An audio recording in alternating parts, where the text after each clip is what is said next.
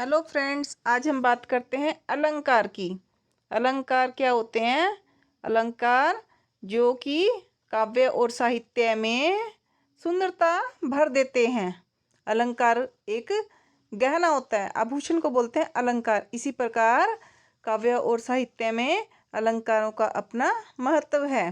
तो इसकी परिभाषा क्या है? शब्दों एवं अर्थों के चमत्कार पूर्ण आकर्षण को क्या कहते हैं? अलंकार। ठीक है। अलंकार की वजह से हमारे जो काव्य साहित्य है उसमें अलग ही चमक आ जाती है। ठीक है। तो अलंकार कितने प्रकार के होते हैं? अलंकार 3 प्रकार के होते हैं। शब्द अलंकार, उभय अलंकार, अर्थालंकार। ठीक है।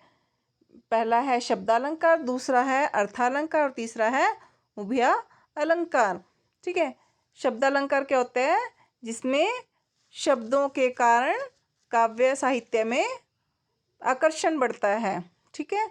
शब्दों के कारण इसमें काव्य में सुंदरता आती है। ठीक है। आकर्षण होता है, उसको बोलते हैं शब्द अलंकार।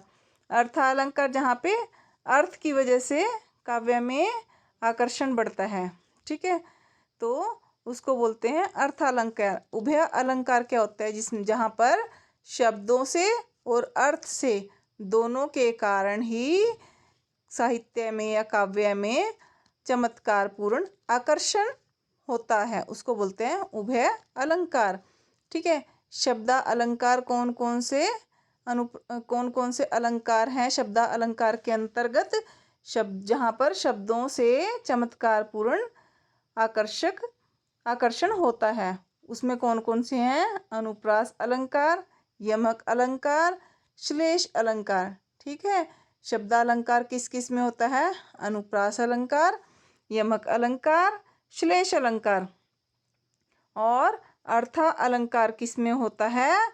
उपमा अलंकार, रूपक अलंकार, उत्प्रेक्षा अलंकार, अतिशयोक्ति अलंकार। ठीक है। तो जहाँ पर शब्दों के कारण काव्य में साहित्य में आकर्षण बढ़ता है उसको बोलते हैं शब्द अलंकार। अर्थों के कारण जो आता है आकर्षण उसको बोलते हैं अर्थ अलंकार।